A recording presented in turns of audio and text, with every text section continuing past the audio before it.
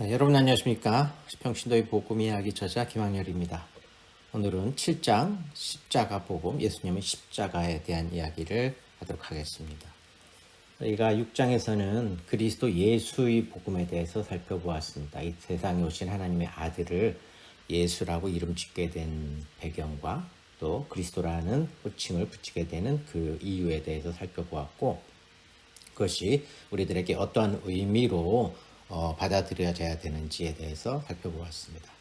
오늘은 그 하나님의 아들이신 그리스도이신 예수께서 십자가를 지셨다라고 하는데 그것이 무슨 의미를 나타내고 있는지에 대해서 살펴보고자 합니다. 예수 그리스도라고 하면 그리스도이신 예수라는 의미를 나타낸다고 했습니다.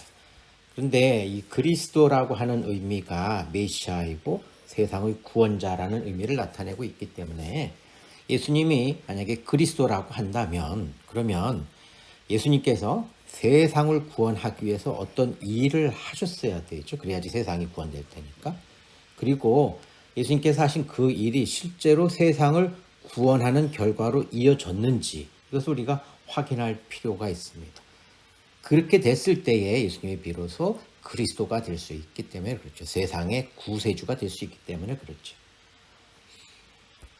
사도행전 2장 36절 말씀을 한번 보겠습니다. 그런즉 이스라엘 온 집은 확실히 알지니 너희가 십자가에 못 박은 이 예수를 하나님이 주와 그리스도가 되게 하셨느니라 하니라. 이렇게 되어 있습니다. 이건 우리가 앞에서 한번 살펴봤던 말씀이긴 한데요.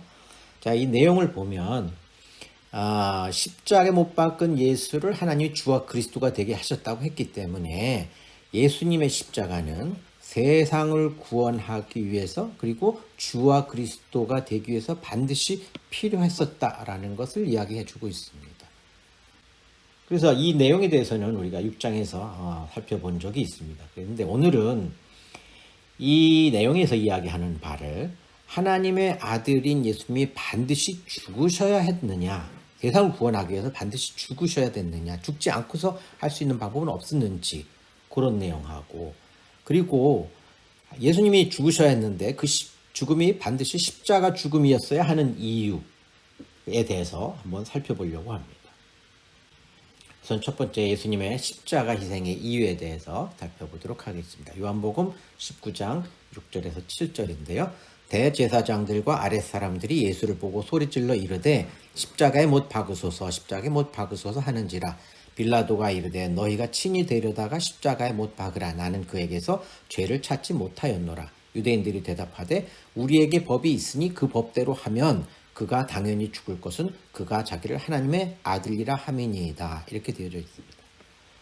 자, 본문에서는 십자가에 못 박으라고 대제사장들이, 그 당시 유대인들의 대제사장들이 예수님을 보고 그 당시에 유대인의 총독이었던 빌라도에게 예수님을 십자가에 못 박으라고 요청하고 있는 그런 내용이죠. 그런데 빌라도는 너희가 해라, 너희가 십자가에 못 박으라고, 나는 그에게서 죄를 찾지 못하였노라 라고 이야기를 하고 있습니다. 근데 유대인들이 대답할 때 유대인들에게 있는 법에 따르면 예수님은 십자가에 못 박이 주는 게 당연하다 이렇게 이야기를 하고 있는 거죠.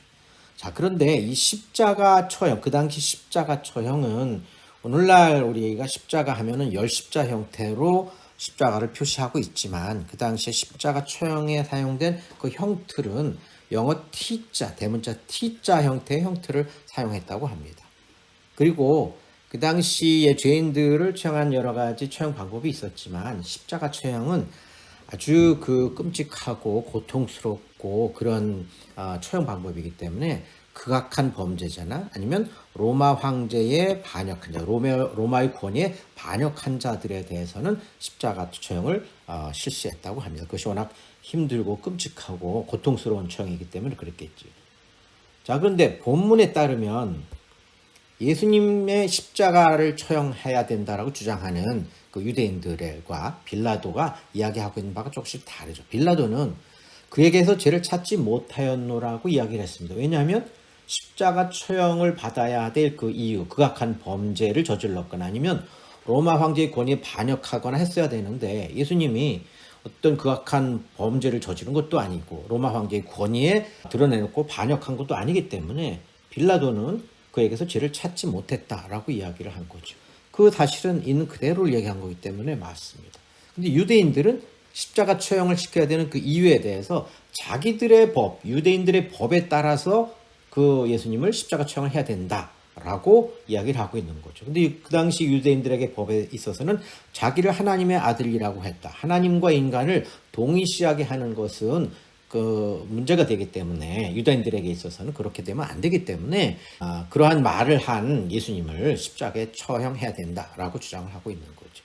자, 그 배경을 보면 레위기 24장 16절인데요. 여호와의 이름을 모독하면 그를 반드시 죽일지니 온 회중이 돌로 그를 칠 것이니라. 거류민이든지 본토인이든지 여호와의 이름을 모독하면 그를 죽일지니라. 여호와의 이름을 모독하면 그를 반드시 죽일지니라고 이야기를 했습니다. 그러니까 여호와의 이름을 모독한다라고 하는 것은 여호와, 자기네 유대인들이 섬기고 있던 하나님의 이름이 여호와였었죠. 그러니까 하나님을 모독하는 거기 때문에 그것은 그 당시의 유대인들에게 있어서는 도저히 용서할 수 없는 악한 그러한 죄를 지은 거라고 판단을 하게 된다는 거죠. 그렇기 때문에 유대인들이 예수님을 십자가에 못 박으라고 주장을 하게 된 것이죠. 관련 문구를 하나 더 보겠습니다. 요한복음 10장 30절 33절인데요. 나와 아버지는 하나이니라 하신데 유대인들이 다시 돌을 들어 치려 하거늘 예수께서 대답하시되 내가 아버지로 말미암아 여러 가지 선한 일로 너희에게 보였거늘 그 중에 어떤 일로 나를 돌로 치려 하느냐. 유대인들이 대답하되 선한 일로 말미암아 우리가 너를 돌로 치려는 것이 아니라 신성모독으로 인함이니 내가 사람이 되어 자칭 하나님이라 함이로다. 이렇게 되어져 있죠. 앞에서 우리가 그 레위기 24장 16절에 나온 그 구약 말씀에 따르면 요한복음에서 이야기하고 있는 이 내용을 우리가 이해할 수 있습니다. 예수님이 나와 아버지는 하나다라고 말씀을 하셨어요. 그랬더니 유대인들이 돌을 들어서 예수님을 죽이려고 한 거죠. 왜? 인간의 몸을 입고 있으면서 하나님과 자기가 하나라고 이야기를 하니까 그것은 분명한 신성모독으로 들렸을 것이 분명합니다. 유대인들에게 있어서는. 그렇기 때문에 이제 유대인들이 예수님을 돌로 쳐서 죽이려고 그렇게 했던 거죠. 자, 그런데 이 내용에 따르면 예수님께서 말씀하신 것은 나와 아버지는 하나다. 요거는 앞에서 우리가 6장까지의 그 복음의 내용을 살펴보면서 여러 번에 반복해서 살펴보았던 내용입니다. 예수님은 하나님의 아들이고 하나님과 본질이 같은 동등된 존재이기 때문에 예수님께서 나와 아버지는 하나다라고 팩트를 이야기를 하신 거죠. 그런데 유대인들은 그 말만 듣고서 예수님을 믿지 않았기 때문에 신성모독이다라고 이야기를 한 거죠. 자, 이 두 가지 내용에서 하나님의 아들이지만 결과적으로는 십자가 처형을 받으셨다라는 것을 오히려 역설적으로 확인시켜주고 있는 거죠. 예수님은 십자가 처형을 받으셨습니다. 자, 그러면 우리가 생각해 봐야 됩니다. 하나님의 아들이 왜 십자가 처형을 받으셨나? 하나님의 아들이라고 하면 하나님께서 가지신 모든 권세, 권능을 다 가지고 계신 분이기 때문에 십자가 처형을 받지 않기를 원하시면 십자가 처형을 받지 않으셨을 수 있습니다. 이 세상에 있는 어떤 인간들도 하나님의 권능을 이기고 그 하나님의 권능에 반해서 자기네가 원하는 일을 할 수 있는 존재는 없기 때문에 그렇죠. 십자가 처형을 원하면 받지 않을 수 있었는데 예수님은 십자가 처형을 받으셨습니다. 왜 그런 거야? 우리가 좀 살펴봐야 되겠죠. 거기에는 하나님의 아들로서 죽으시는 것이 하나님의 뜻을 이루는 것이기 때문입니다. 자, 그러면 이것은 이제 성경에서 그 이야기를 하고 있는 거죠. 하나님의 뜻을 이루기 위해서 하나님의 아들이시면서도 죽어야 한다. 그러면 그 뜻이 무슨 뜻이었는지, 그리고 그 방법밖에 없었는지, 하나님의 뜻을 이루는 데 있어서 하나님의 아들이 왜 죽으셔야 된다, 죽지 않고 하나님의 뜻을 이룰 수 있는 다른 방법은 없었는지, 그런 것들에 대해서 우리가 한번 의구심을 가지고 생각해 볼 필요가 있죠. 자, 그것에 대해서는 그 배경을 우리가 살펴봐야 되는데요. 우리가 6장에서도 한번 살펴본 내용이긴 합니다만은 율법의 요구와 인간의 한계에 대한 문제를 살펴보겠습니다. 하나님께서 이스라엘 자손을 불러서 이스라엘 자손과 영원한 언약을 맺으셨습니다. 아브라함을 통해서 1차적으로 언약을 맺으셨지요. 하나님께서 아브라함에게 내가 내 언약을 너와, 아브라함이죠, 너와 내 후손 사이에 세워서 나는 그들의 하나님이 될 것이고 그들은 내 백성이 될 것이다 라고 하나님께서 아브라함을 통해서 이제 언약을 맺으셨죠. 이건 창세기에 나온 내용이죠.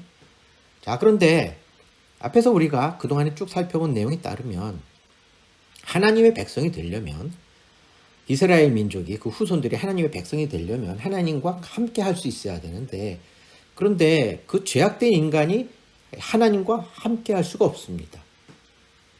왜냐하면 죄악된 인간이기 때문에 그렇죠.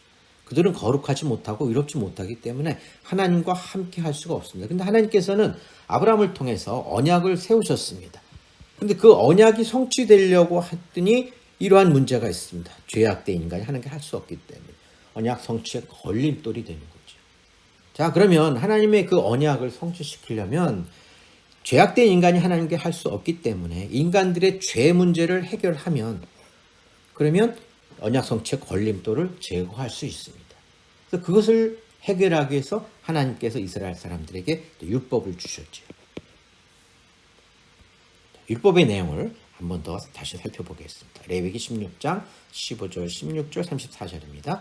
또 백성을 위한 속죄제 염소를 잡아 그 피를 가지고 휘장 안에 들어가서 그 수송아지 피로 행함같이 그 피로 행하여 속죄소 위와 속죄소 앞에 뿌릴지니 곧 이스라엘 자손의 부정과 그들이 범한 모든 죄로 말미암아 지성소를 위하여 속죄하고 또 그들의 부정한 중에 있는 회막을 위하여 그같이 할 것이요. 34절에는 이는 너희가 영원히 지킬 규례라. 이스라엘 자손의 모든 죄를 위하여 1년에 한 번 속죄할 것이니라. 아론 여호와께서 모세에게 명하신 대로 행하니라. 이렇게 되어져 있습니다.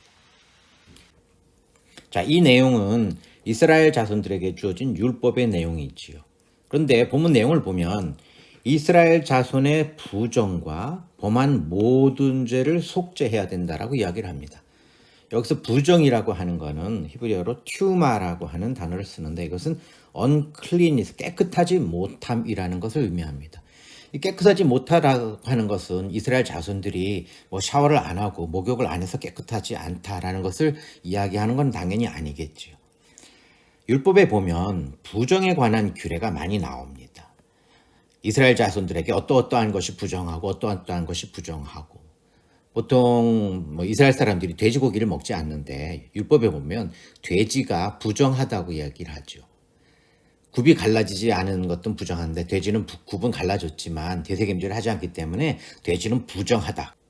그렇기 때문에 아랍권에 있는 사람들은 지금도 돼지고기를 먹지 않죠. 그걸 먹게 되면 이제 부정해진다고 생각하기 때문에 그렇습니다. 근데 그러한 그 부정에 관한 규례는 단지 이스라엘 사람들이 부정하게 되지 않는 어떠한 그 원인 행위를 함으로 인해서 부정해지는 것뿐 아니라 그들 이스라엘 자손의 원래의 부정함, 그러한 것들도 같이 포함을 하고 있습니다. 그렇기 때문에 이 부정이라고 하는 것은 상태적 불의를 이야기를 합니다. 그것은 이스라엘 사람들에게 주어진 부정의 그 여러 가지 율법에 주어진 그런 내용을 뿐 아니라 거기에 인간의 본질적 부정함을 또한 포함하고 있는 것입니다. 성경은 인간이 본질적으로 죄의 상태에 있다라고 항상 이야기를 하고 있거든요. 이스라엘 자손의 부정, 그 부정을 같이 이야기하고 있는 것입니다. 그리고 모든 범한 죄는 실제적으로 어떤 행한 악행, 나쁜 짓이죠. 그러니까 이것은 행위적 불의를 이야기를 합니다. 이러한 상태적 불의와 행위적 불의 모든 것이 다 하나님 앞에서는 죄가 되기 때문에 그런 것들을 위해서 속죄해야 된다라고 이야기를 하고 있습니다. 그래서 본문 34절에서는 이스라엘 자손의 모든 죄를 위해서 1년에 한 번씩 반드시 속죄를 하라라고 이야기를 하고 있습니다. 모든 죄를 위해서 1년에 한 번 죄를 속죄를 한다고 하는 얘기는 그들이 1년 동안에 실제로 어떤 행한 그 폐사에 해당하는 실적인 어떤 악행을 하지 않았어도 그들이 가지고 있는 부정, 인간의 본질적인 그 문제를 위해서 1년에 한 번씩 꼭 속죄를 해야 된다라고 하는 것입니다. 그 이야기는 이스라엘 사람들이 행한 모든 죄는 겉으로 드러난 죄이기 때문에 당연히 저 사람이 죄를 지었구나, 그럼 죄값을 치러야지 하고 속죄를 한다라고 이해를 할 수 있는데, 아무도 겉으로 드러난 죄를 짓지 않은 사람도 속죄를 해야 된다라고 하는 것은 그 사람이 가지고 있는 죄는 실제로 겉으로 드러난 죄뿐 아니라 인간 본연의 어떤 죄악성, 인간 본연의 본질적 문제를 그대로 가지고 있다라는 것이죠.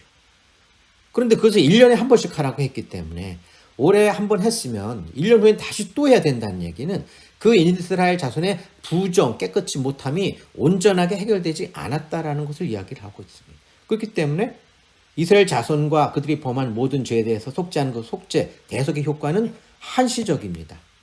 그리고 일시적입니다. 일시적인 거는 그들이 행한 모든 죄에 대해서 했으면 그 죄는 사함을 받았습니다.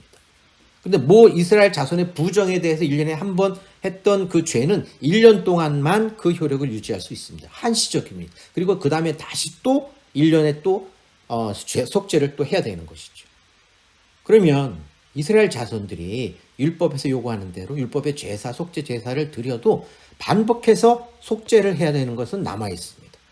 그러면 그들이 속죄제를 드리면서 깨닫는 것은 자신의 죄가 계속해서 남아있다. 내가 올해 그동안에 죄를 짓지 않아서도 올해 1년 동안에 한 번 속죄제를 하게 되면 1년 후에 나는 다시 똑같은 그 속죄제를 져야 되기 때문에 내 죄는 계속해서 또 남아있다라는 것을 확인하게 되는 것이지요.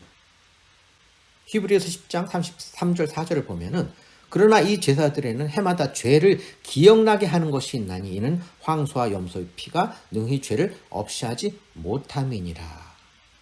황소와 염소의 피가 능히 죄를 없이 하지 못한다고 이야기를 합니다. 만약에 황소와 염소의 피가 죄를 능히 다 완전히 해결할 수 있었다고 한다면 1년에 한 번 황소와 염소의 피로 그 속죄제를 드렸으면 그것이 계속해서 유효하게 되기 때문에 그 다음 1년 후에 다시 또 드릴 필요가 없었지요.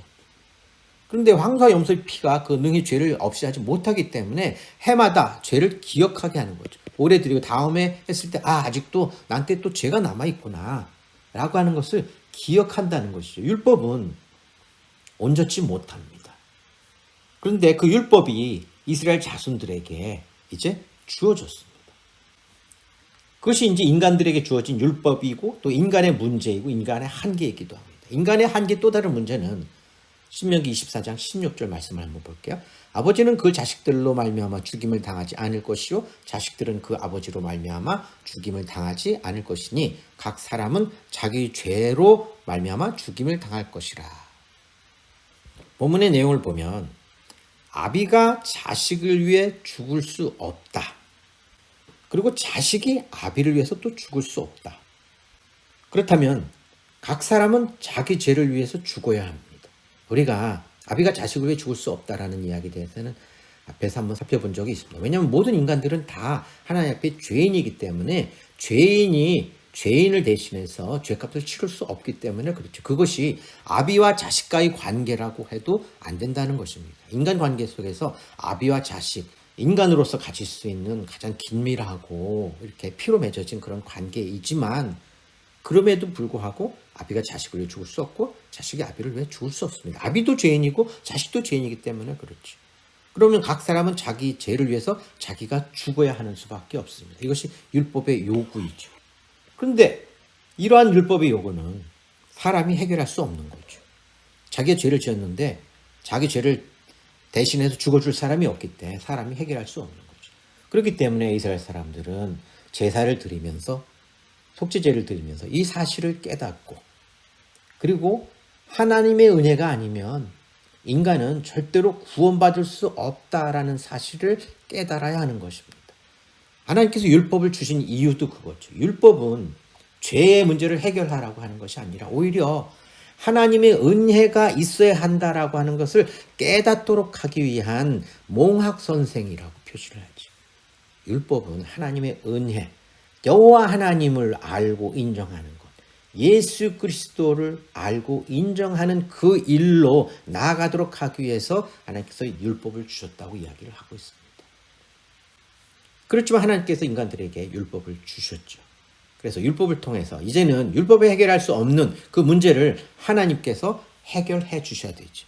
왜냐하면 인간이 자신들의 문제로 율법의 요구를 해결할 수 없기 때문이었었죠. 자, 그래서 세 번째 하나님의 해결책은 율법의 요구를 해결하는 하나님의 해결책. 그것이 바로 하나님의 뜻을 이루는 일이기도 합니다. 로마서 8장 3절 4절 말씀인데요. 율법이 육신으로 말미암아 연약하여 할 수 없는 그것을 하나님은 하시나니 곧 죄로 말미암아 자기 아들을 죄 있는 육신의 모양으로 보내어 육신의 죄를 정하사 육신을 따르지 않고 그 영을 따라 행하는 우리에게 율법의 요구가 이루어지게 하려 하심이니라. 자, 본문에 보면 율법이 할 수 없는 일이 있습니다. 율법의 요구. 율법의 요구가 있는데 인간이 그 율법의 요구를 율법대로 할 수 없는 이유는 육신이 연약하기 때문에 그렇습니다. 그런데 하나님은 하실 수 있다라고 이야기를 합니다. 육신이 연약해서 할 수 없는 그것을 하나님은 할 수 있다. 어떻게 하느냐면 육신이 연약해서 할 수 없기 때문에 그렇다면 연약하지 않은 육신을 준비하면 되겠죠. 자, 그러면 연약하지 않은 육신이라고 하는 것은 어떠한 육신을 갖다 연약하지 않은 육신이라고 할 수 있는지 확인해 봐야 되겠죠.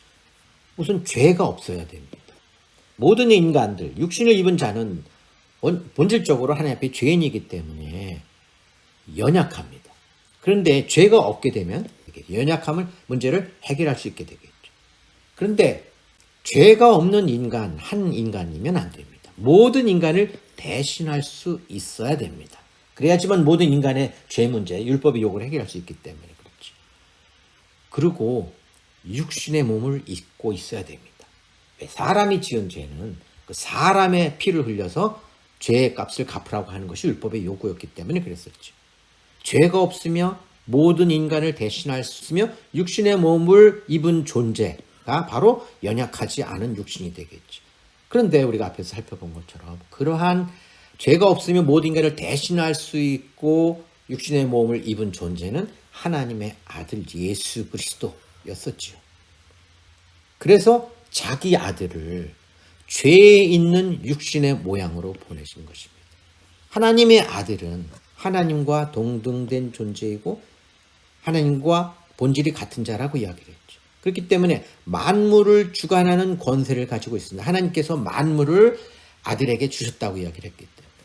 그럼 만물을 받은 예수 그리스도는 만민을 대표하고 만민을 대신할 수 있는 자격을 가지고 있는 존재가 됩니다. 그런데 육신의 모양을 보냈기 때문에 육신의 모양을 입고 있습니다. 사람과 동등한 육신을 가지고 있습니다. 그래서 예수님께서는 자신을 인자, 사람의 아들이라는 표현으로 자신을 많이 이야기를 했죠. 사람의 아들이라고 하는 것은 사람처럼 똑같이 육신의 모양을 입고 있는 인간이다 라고 하는 것을 강조해서 말씀하신 거죠. 그리고 이제 하나님께서 자기 아들을 육신의 모양으로 보내고 그 육신의 죄를 정했습니다. 그 죄는 모든 인간의 죄를 그 육신에다가 덮어 씌우신 거지요. 그래서 모든 인간의 죄를 대속할 수 있도록 하나님께서 하신 거죠. 그러고 나서 예수님께서 십자가에 못 박혀 죽으셨습니다.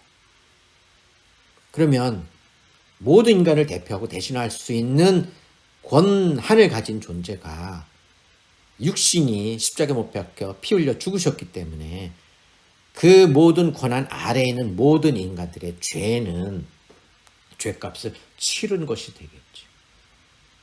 그래서 율법의 요구가 온전하게 이루어졌습니다.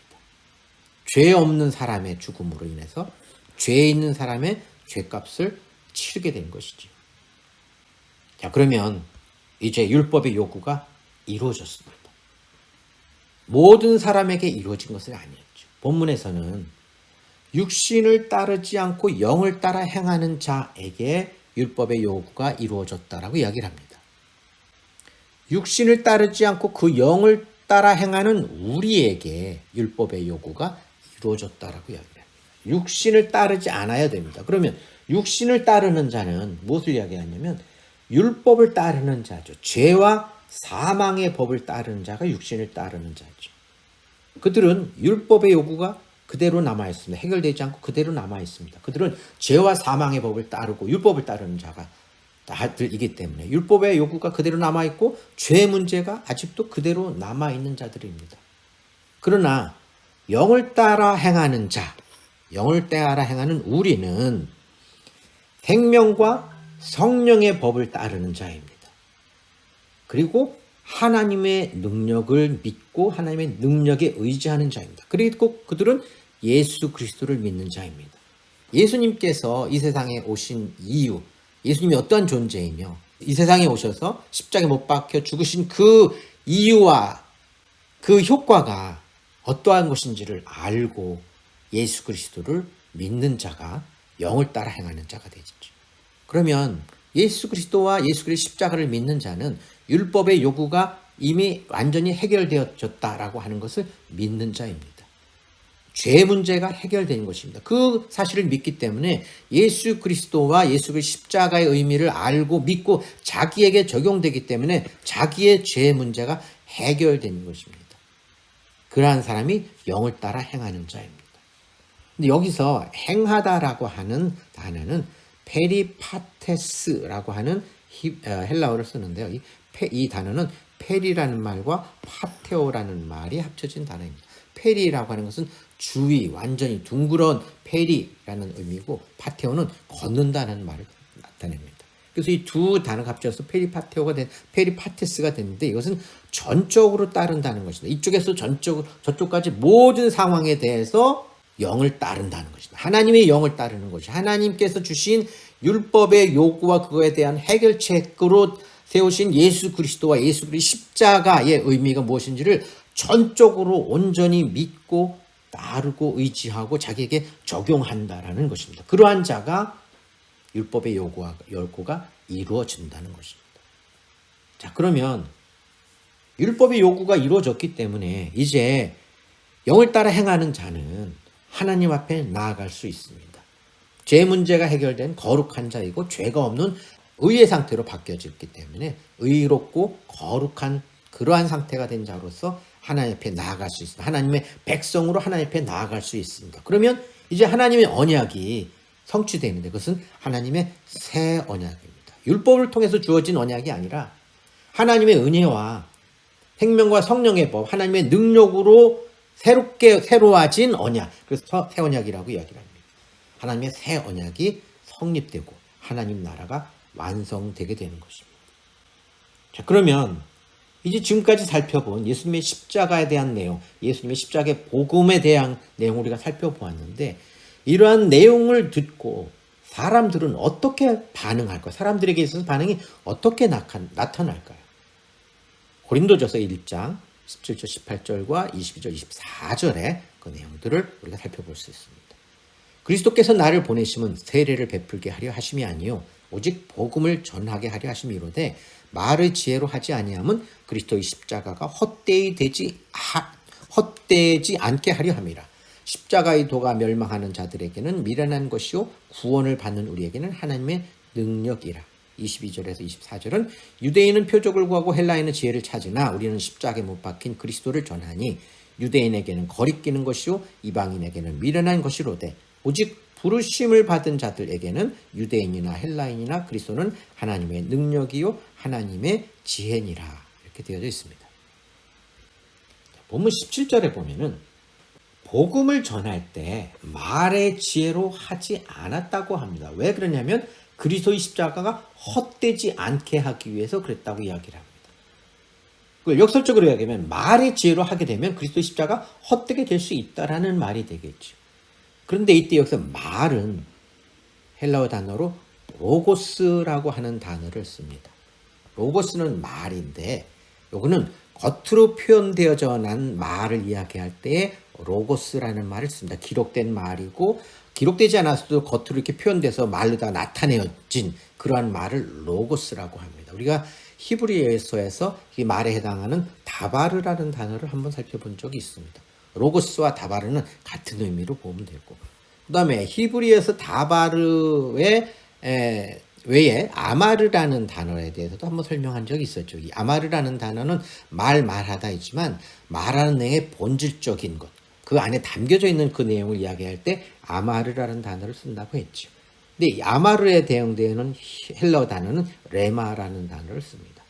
근데 여기서 복음을 전할 때에 말의 지혜로 하지 않는다라고 했을 때 말이 로고스이기 때문에 복음을 전할 때 말로 지혜로 한다라고 하는 것은 겉으로 드러난 십자가의 사건에 집중한다라는 것입니다. 겉으로 드러난 십자가 사건에 대해서만 이야기를 한다고 하면 그것은 그리스도의 십자가가 헛되이 될 수 있다라는 것입니다. 겉으로 드러난 십자가 사건은 2000년 전에 예수라고 하는 사람이 있었는데 그 사람이 십자가 처형을 받았대 라는 것으로 끝나버리는 거죠. 그것이 십자가 사건이지.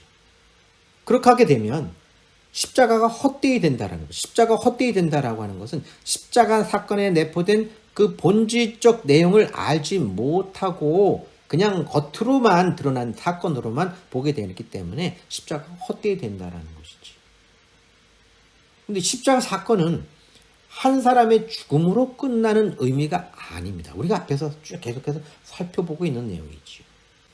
자, 그래서 18절에는 십자가의 도가 멸망하는 자들에게는 미련한 것이요 구원을 받는 우리에게는 하나님의 능력이다라고 이야기를 합니다. 여기서 십자가의 도는 이것도 똑같이 로고스라는 단어를 씁니다. 십자가의 도라는 것은 십자가에 못 박힌 예수 그리스도에 관한 기록이라고 이야기하는 거죠. 예수님의 십자가 사건을 이야기를 하는 거죠.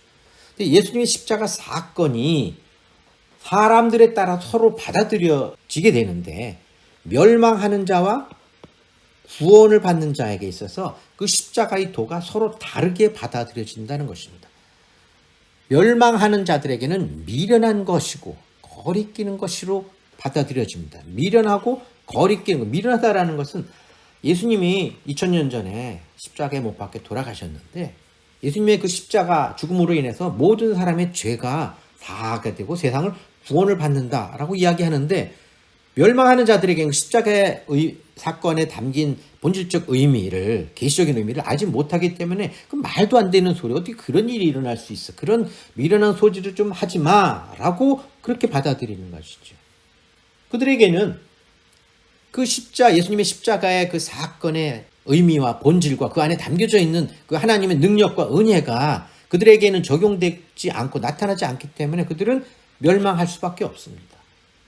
십자가의 사건, 십자가의 도가 헛되이 된 자가 되겠죠. 그러나 구원을 받는 자에게는 하나님의 능력이 된다라고 이야기를 합니다. 예수님의 십자가 사건은 단지 십자가에 못 박혀 죽은 것으로 끝나는 것이 아닙니다. 그 안에는 하나님의 능력, 여호와 하나님의 능력과 지혜가 들어 있습니다. 율법의 요구를 해결하려고 하는 하나님의 지혜가 있고 하나님의 능력으로 예수 그리스도를 다시 살아나게 하신 것입니다. 하나님의 능력, 하나님의 지혜, 예수 그리스도의 능력, 예수 그리스도의 지혜가 십자가 사건 안에 들어 있습니다. 하나님의 계시 그리고 복음의 본질이 무엇인지가 십자가 사건 안에 그대로 다 드러나 있습니다. 그것을 알기 때문에 구원을 받는 자, 진리를 아는 자에게는 그 십자가 사건이 하나님의 능력이고 하나님의 지혜로서 받아들일 수 있다는 것입니다. 그들은 십자가 사건에 담긴 그 하나님의 능력과 지혜, 그것을 통해서 나타나는 그 십자가 사건의 효력, 영향력이 자기에게 그대로 나타나기 때문에 그들은 구원을 받게 됩니다.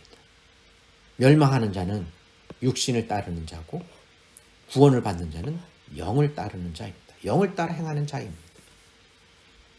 자, 그렇다면 구원을 받으려면 십자가의 도에 대해서 어떻게 반응해야 되는지가 이제 명확해졌습니다. 십자가의 도가 헛되지 않아야 됩니다. 십자가는 과거에 2000년 전에 일어난 단순한 십자가의 사건이 아니고 그 안에 담겨져 있는 본질적 내용들이 하나님의 능력과 지혜가 그 안에 들어있다는 것을 깨달아야지만 십자가의 도가 헛되이 되지 않을 수 있습니다. 예수님 십자가에 담긴 본질의 의미를 올바로 깨달아야 합니다. 그리고 그 안에 담긴 하나님의 능력과 지혜가 어떠한 것인지를 올바로 알아야 됩니다. 기노스코하게 알아야 됩니다. 객관적이고 구체적이고 실체적이고 체험적으로 그리고 개인적으로 자기에게 적용되는 그러한 십자가의 도로서 알아야 됩니다. 그렇게 알게 되면 믿을 수 있습니다. 믿음이 있어야 됩니다. 십자가의 도는 하나님께로부터 만물을 부여받은 자, 만물을 대표하고 대신할 수 있는 자가 만물을 대신해서 죽으셨고 그 죽음으로 인해서 만물의 죄값이 모두 치러졌다는 것입니다. 그런데 그 만물 속에 내가 포함되어져 있다는 것입니다. 그렇기 때문에 나의 죄값이 치러졌고 이제 나는 죄인이 아니라는 것입니다. 그리고 이제 그 사실을 믿는 나는 그리스도 안에 있으며 그리스도는 내 안에 계신다는 사실을 아는 것입니다. 그리고 그 사실이 절대로 변하지 않는다는 것을 아는 것입니다. 그리고 어떤 것으로도 그 사실을 절대로 변하게 하지 못한다는 것을 인정하고 알고 믿는 것입니다. 그것이 십자가의 도입니다. 그렇다면 그런 십자가의 도가 헛되이 되지 않으려면 우리는 늘 십자가의 도에 대해서, 하나님의 복음에 대해서, 복음의 본질에 대해서, 하나님의 계시의 본질에 대해서 기록하고 있는 성경 말씀을 가까이 하고 자세히 읽으며 깨달아 알도록 노력하고, 말씀의 본질을 올바로 알 수 있도록 노력하고, 그리고 하나님께 기도해야 됩니다. 그것을 알게 하시고 깨닫게 하시고 믿게 하시는 분은 하나님이기 때문에 그렇습니다. 예수님의 십자가 복음의 예수님의 십자가에 대해서 살펴보았습니다. 그 십자가의 의미가 우리들에게 얼마만큼 중요하고 나에게 얼마만큼 필요하고 내가 얼마만큼 그 예수님이 십자가에 대해서 얼마만큼의 믿음을 가져야 되는지 우리 자신들을 보면서 내가 지금 어느 단계에 와 있는지 살펴보면서 부족한 부분이 있다면 우리가 말씀을 이번 주와 또 다음 주에 계속해서 살펴보게 될 터인데, 그런 내용들을 살펴보면서 또 우리의 지식을, 하나님에 대한 지식과 예수 그리스도에 대한 지식이 우리의 지각으로 우리에게 담겨질 수 있도록 그렇게 노력하고 또 기도해야 되겠습니다. 오늘 말씀은 여기서 마치겠습니다. 감사합니다.